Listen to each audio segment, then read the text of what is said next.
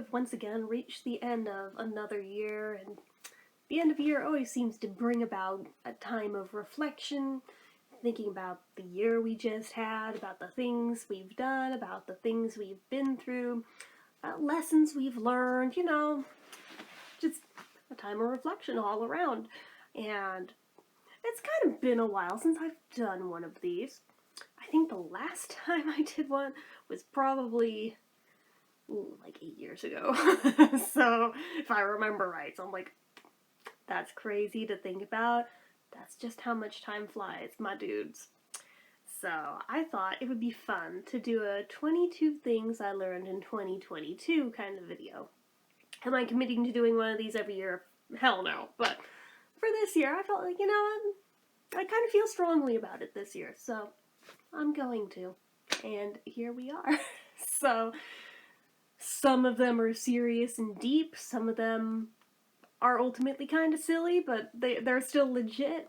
So, I have my computer off to the side over here with my list on it of ones that I came up with this morning, and I'm just now getting around to filming at 7:30 at night, so because I'm clearly so on top of everything, right?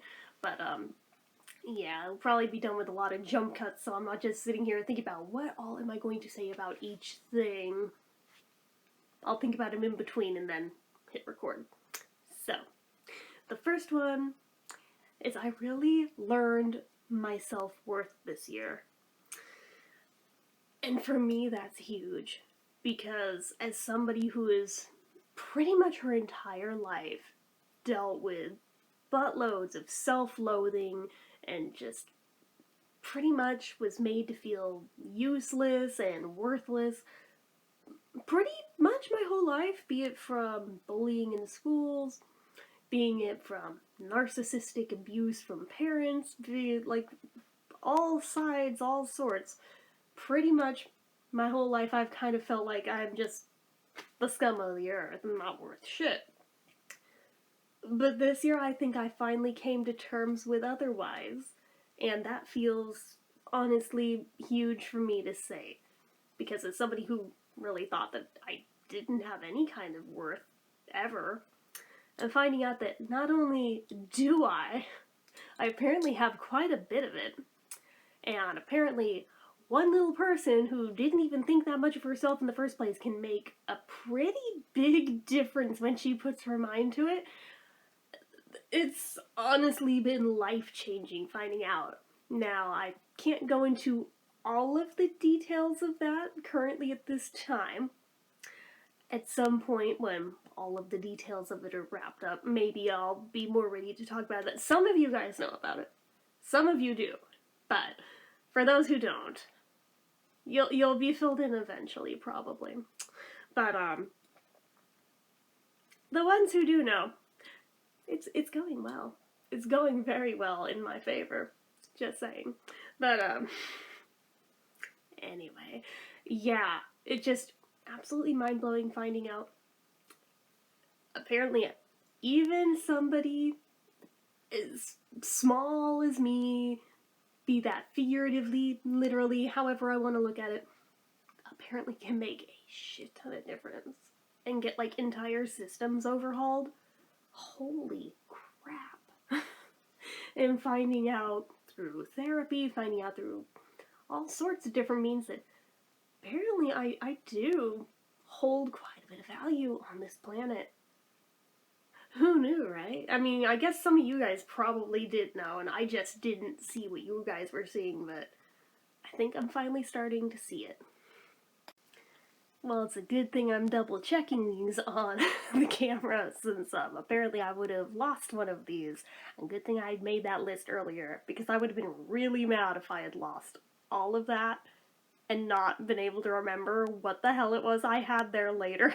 But the second one was I learned how to better stand up for myself this year, and how to stand up for what I believe in, and what I deserve, and how I deserve to be treated, how to advocate, I can talk, for all of that. And as somebody who's pretty much been like the world's doormat her entire damn life, and kind of just brought up to believe that was pretty much all I deserved, was to be treated that way. That took a great deal of courage on my part to try and break out of that. And this came from all sides, from bullying at school. I don't remember if I was saying this in the clip before or the last one, so if I'm repeating, I apologize, but bullies at school, narcissistic parents, you name it, all of it all kind of contributed to feeling like everybody's doormat and just kind of accepted that as the way it was and put up with it. And unfortunately, the more you put up with that shit, the more the universe is going to keep treating you that way because you keep putting up with it.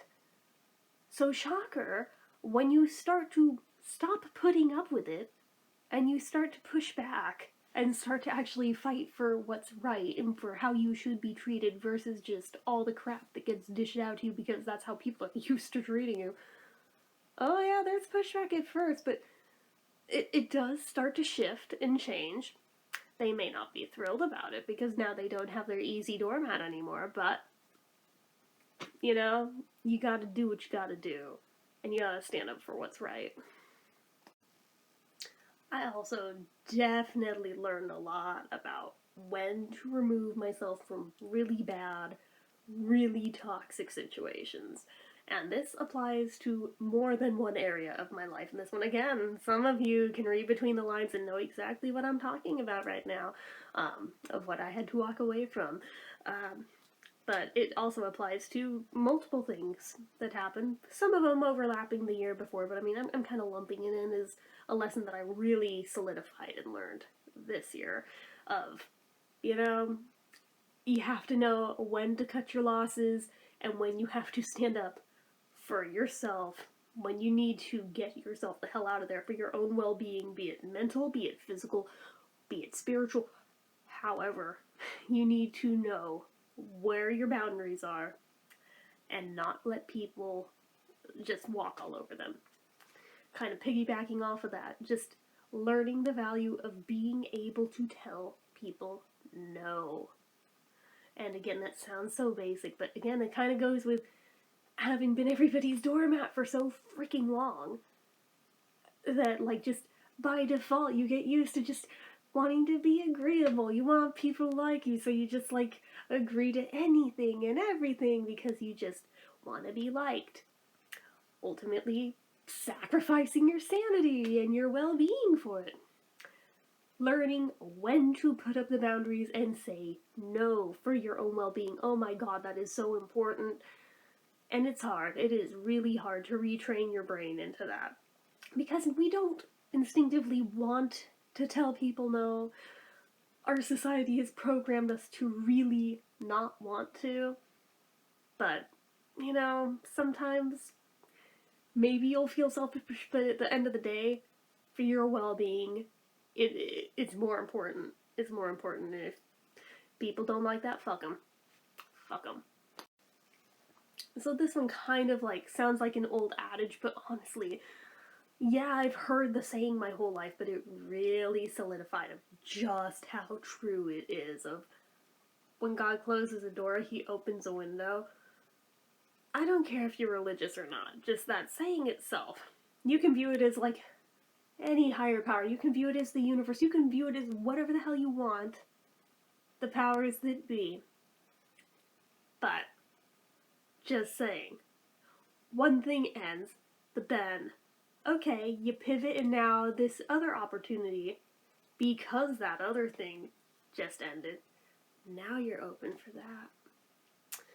Yeah, it is kind of shocking just how fast it can pivot from over here to over here like that, like,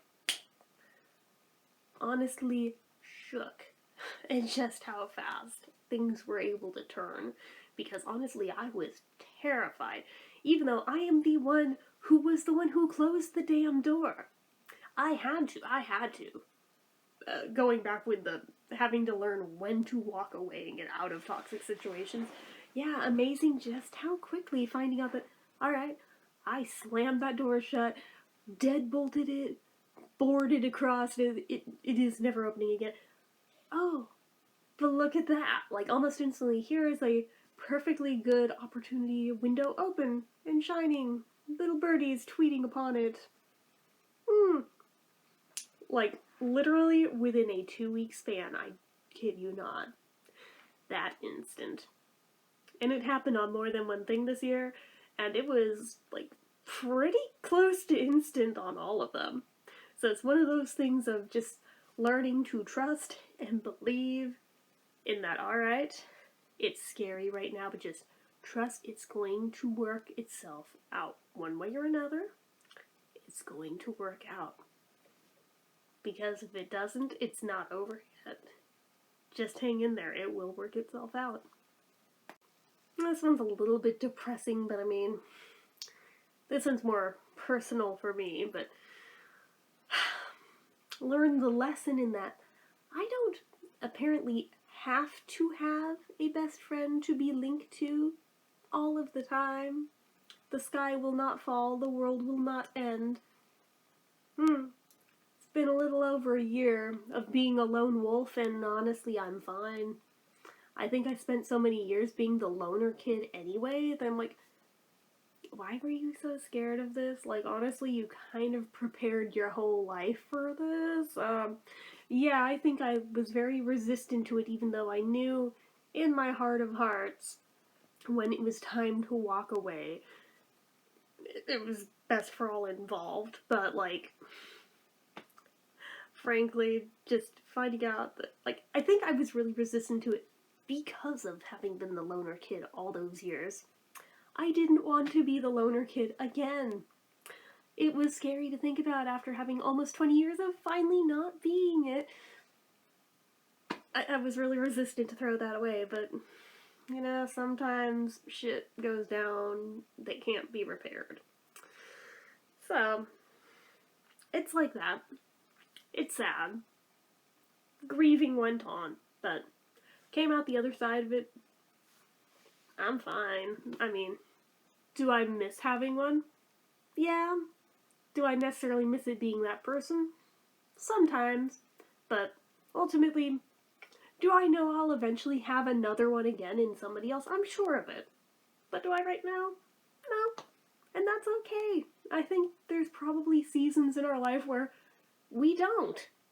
And that's okay. I think the being okay with being alone with yourself is really important.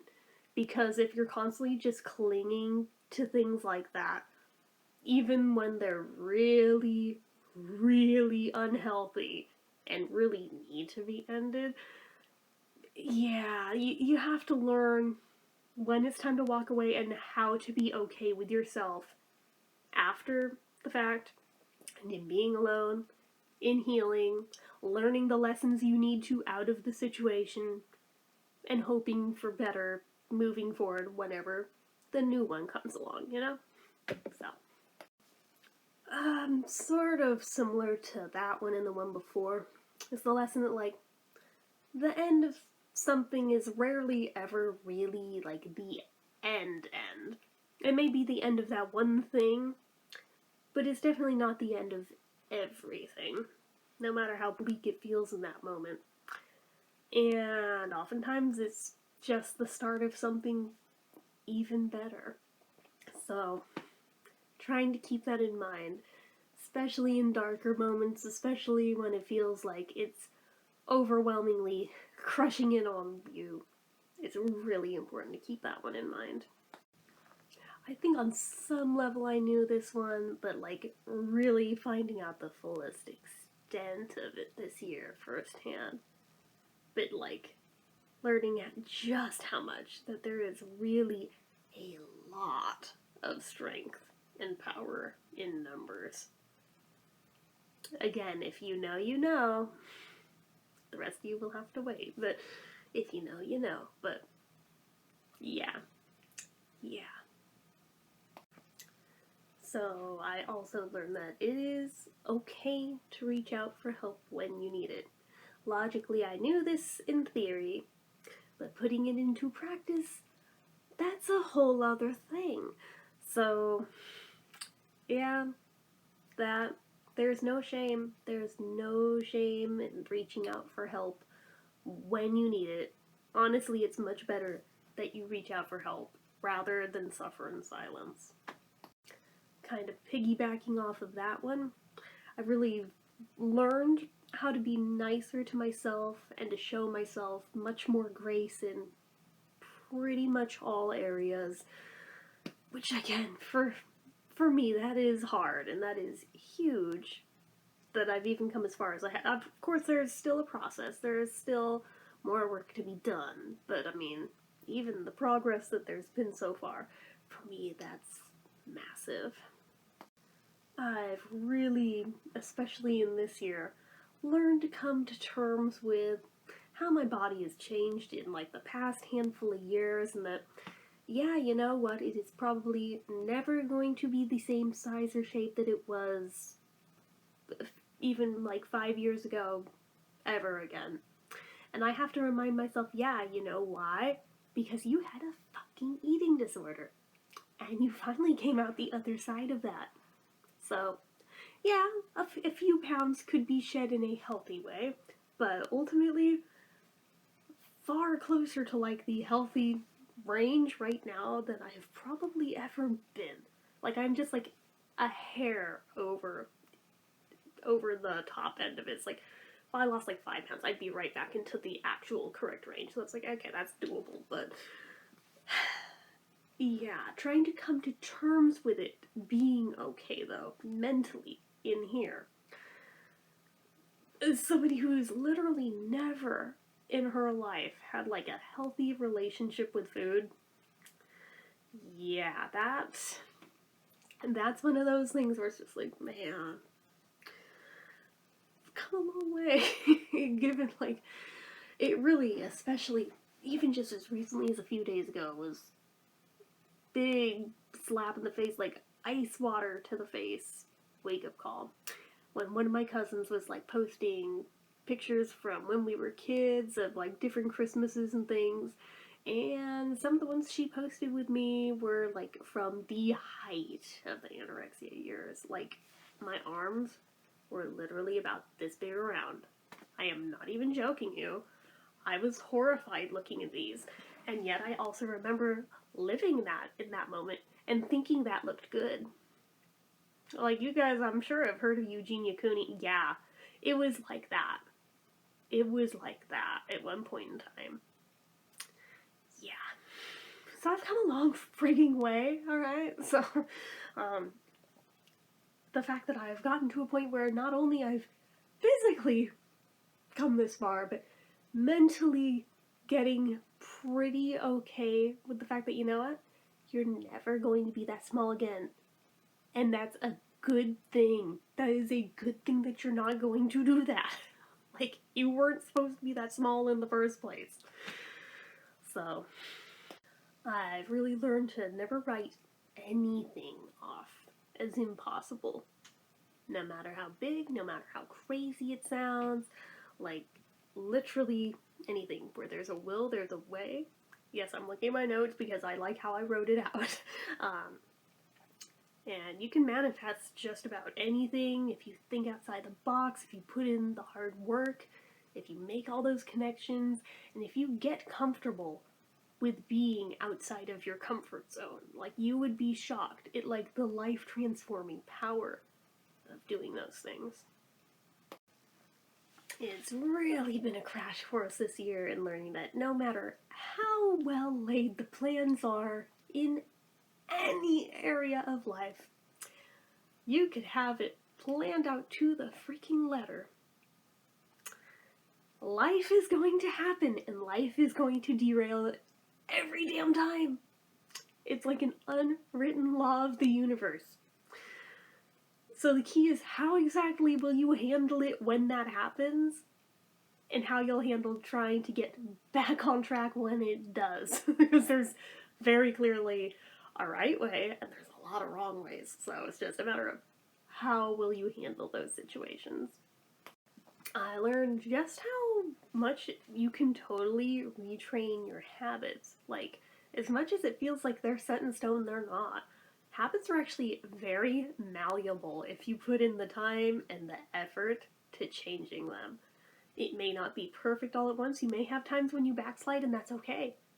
Because you pick yourself back up and you dust yourself off and you start over again. And you keep working back towards that same goal.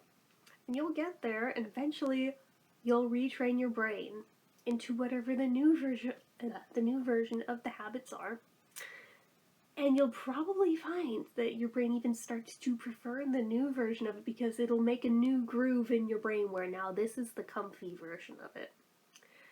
So you'll find yourself looking forward to that. And yes, I am even saying this out of personal experience on this one, with stuff that I really didn't expect it to happen so quickly with. I was like, alright, like, within a couple months, like, literally to a point where it's like, damn, stuff that I totally, like, dreaded, would put off like the plague for months on end.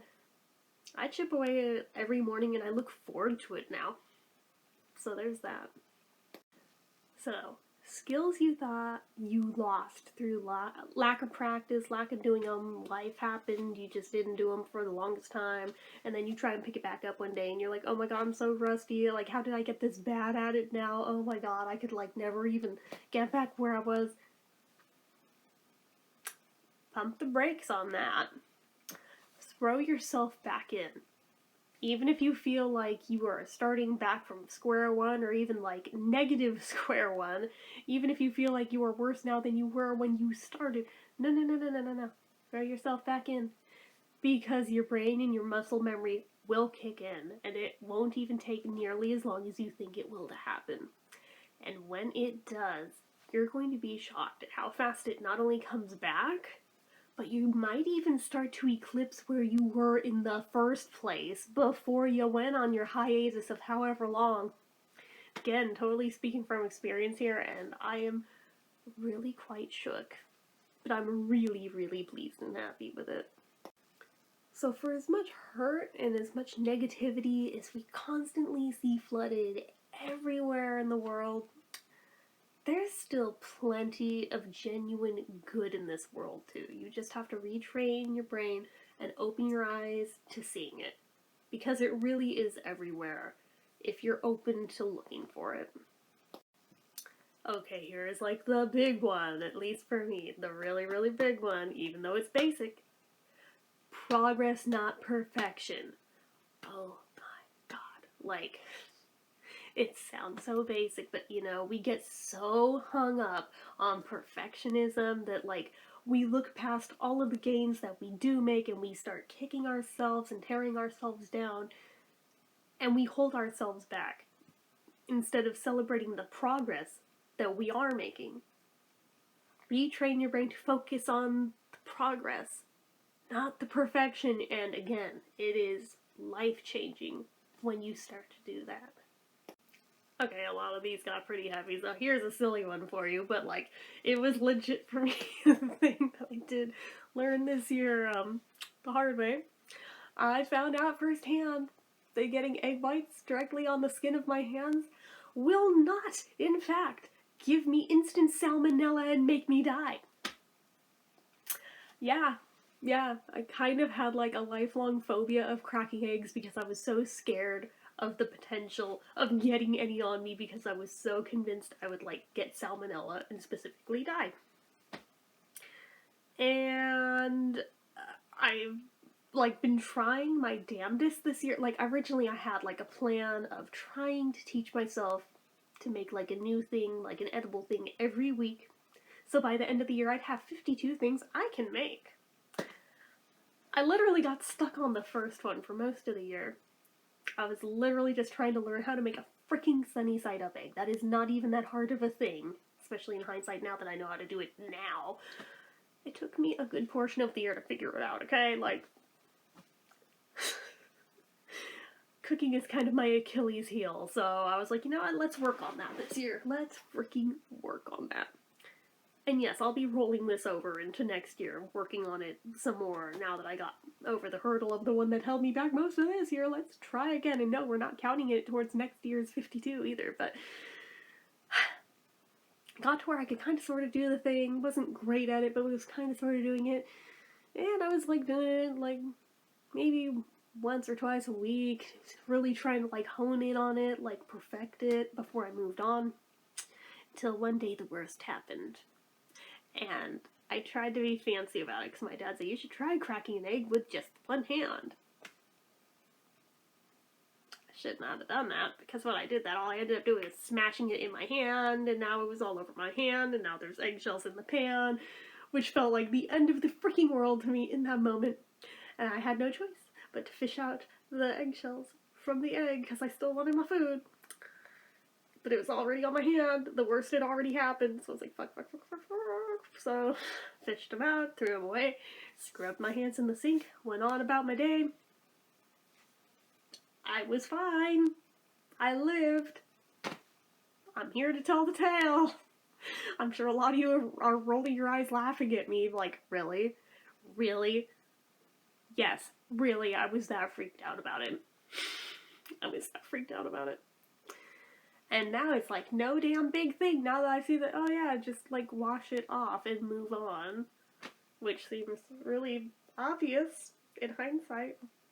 But I think I was like convinced it would somehow like instantly absorb through my skin and like make me sick. That's not how that works. It's not how it works. And now I feel kind of silly for being as scared of it for as many years as I was. And I'm going to count it as its own thing, but I did, in fact, learn how to cook a sunny side up egg.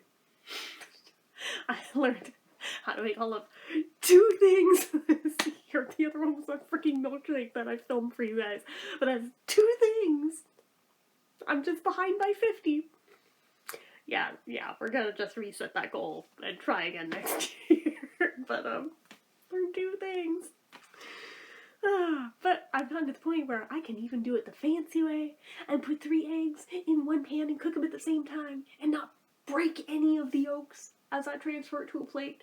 I am really proud of myself because that took me a while to master that one without it flopping over on itself and screwing up all the yolks. And I know, it's the simple little things. It sounds really basic to you guys, I'm sure. These are critical life skills I probably should have learned as a kid, if not a teenager, and I was not taught. So now I'm teaching them to my freaking self, because clearly I need to know them, so I'm trying now. Okay, so as much as most of us don't want to hear it, myself included, exercise really does make all the difference in your mental and emotional state. I know, you don't want to hear it. Trust me, I let it go in one ear and out the other for most of my life. I was like, yeah, whatever. And you know what I found out this year? It's been the key to keeping my seasonal affective disorder in check. Because every time that it's felt like it started to sneak up on me, I march my ass over to that exercise bike and I pedal like my frigging life depends on it for an hour, non-stop, no breaks, hard as I can, till I literally feel like I'm gonna throw up and die. Then I go collapse somewhere, recover, and you know what?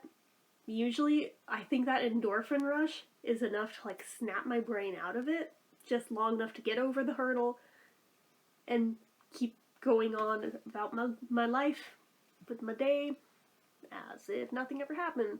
I basically made the deal with myself of, okay, if it feels like the seasonal affective disorder is starting to kick your butt, do that. If you do that and you still feel like you want to crawl back in bed and just take a mental health day, okay, fine. That's fair. You can do that. But I'm going to tell you this, trust and believe. Of all the times that I've utilized this, I have not once had a day where it didn't feel like it helped. I have not had a single day where I ended up crawling back in that bed. Just saying. Just saying. Everybody tried to tell me for literally decades.